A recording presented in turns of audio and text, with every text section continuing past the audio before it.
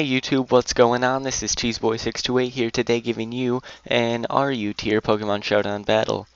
And this is a team I used a little while ago, but yeah, I'll be very brief when I'm discussing the team preview here.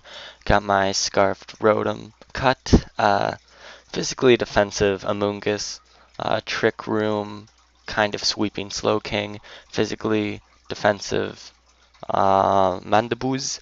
I got my Rain Dance Floatzel and specially defensive / rapid spinning Hitmonchan. Now looking at his team, I see Smeargle, so that's always up for shenanigans. Maybe put it to sleep right away with a Moongus. I don't know, you just gotta get that out of there right away. Could have a Sash. Whatever you do, just make sure it doesn't help sweeping anything. I mean, I know Smash Pass is banned in RU now, I believe. So yeah. But look at the rest of his team. That Mesprit could be a bit of trouble. I mean, they're pretty diverse. You gotta look for the sets. Most of this stuff is pretty slow, besides Hitmonlee, which can always be worrisome, especially with Unburden. It could potentially sweep my team if I don't be careful with that. But yeah, here's how the battle goes. So knowing he's going to start out with Smeargle probably, I bring in my Rotom Cut, and he's actually level 1, and I've seen this set too many times before to know like what's going on. So I Volt Switch into Amoonguss, and I know he's going to go for Endeavor, something has to take it, but yeah, now I put him to sleep, and just in case he switches out or something. Now there's some form of sleep fodder, so that's a little fortunate for me, as if he brings it in anytime soon, he's going to have to spend time awakening it. But yeah, since on the switch I bring in Mandibuzz because he has that Marowak, and he goes for the Boomerang for some reason. I could have taken anything he had anyway, but yeah, I Whirlwind him out in a Mesprit, and he goes for the T-Bolt, which does way too much for me to safely stay in, but I also see that he's a Trick Room team, so that's a good thing to keep in mind. That most of his pokes will be very slow without Trick Room. So yeah, I bring in Slowking eventually. Just trying to bait the Psychic so I can bring Slowking in safely, but he actually brings in Marowak at the same time as my Slowking is in, so I just easily take it out with the Surf. And then he has Smeargle, and I guess he was using that to stall out Trick Room. So now he goes for the Stone Edge, and then he uses Endure. I'm like, oh shoot, I know what this set is. He brings his health down to 1.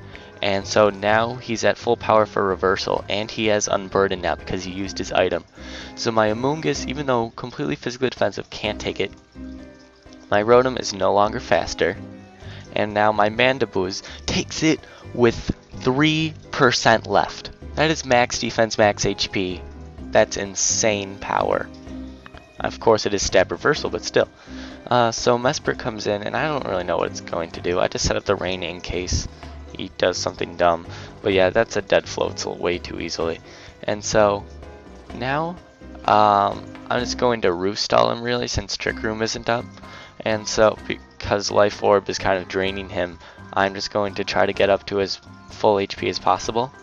And he brings in Audino, and Audino's a bit of a problem, as it's going to be terrible to take down a wall at this rate since I have 2 pokes left. But yeah, I set up a bulk up, which may have, I don't know if it was the best play, but I'm just going to Drain Punch a little bit, as I just want to get some HP back, try to increase my survivability, but I know that's not going to help too much, and if one of Slowking's only hits is Psychic, then I am going to bring in Mandibuzz, as I surprisingly take it pretty well, although he is leftovers compared to Life Orb. But yeah, now I bring in my Hitmonchan again because I just want to get down through the U-turn. But I do have Toxic as well, which I'm kind of saving for later. So here I'm at full health, and he goes for the T-Wave, and I find this kind of weird because it is a Trick Room team, so he's just making me slower, making me faster in Trick Room. I mean, whatever you want, man. So he goes for the Heal Bell. I was kind of scouting for that to see if I could take him out with residual damage, but unfortunately that's not the case. And here with Hitmonchan, I'm not going to spend any time going for bulk ups.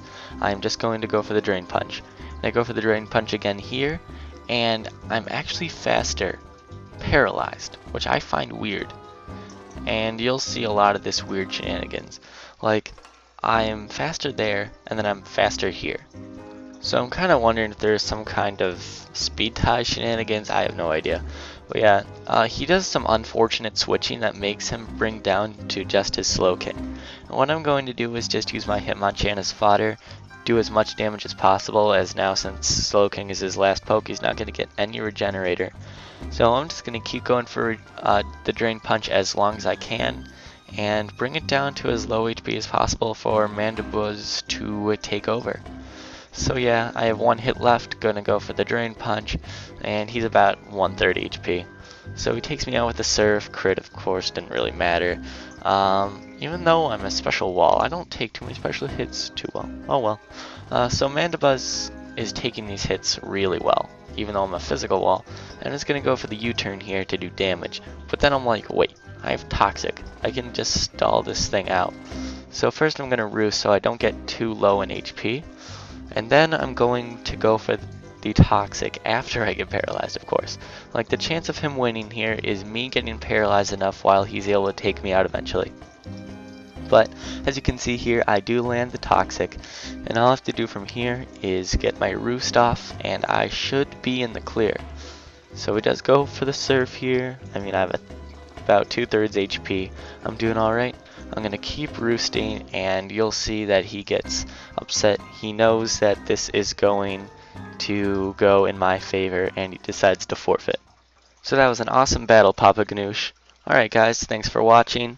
I was trying to be a bit more brief in my pre-game analysis, and just tell me what you think about that, because I understand that you guys probably want to see the battle more soon than you normally see it. So I'm also going to try to shorten this outro as well. I mean, I'm probably making it longer by explaining this, but yeah, for now on, you're going to have some more shorter intros and outros. Yeah, tell me what you think about that. Thanks for watching, like, comment, sub, and until later, peace.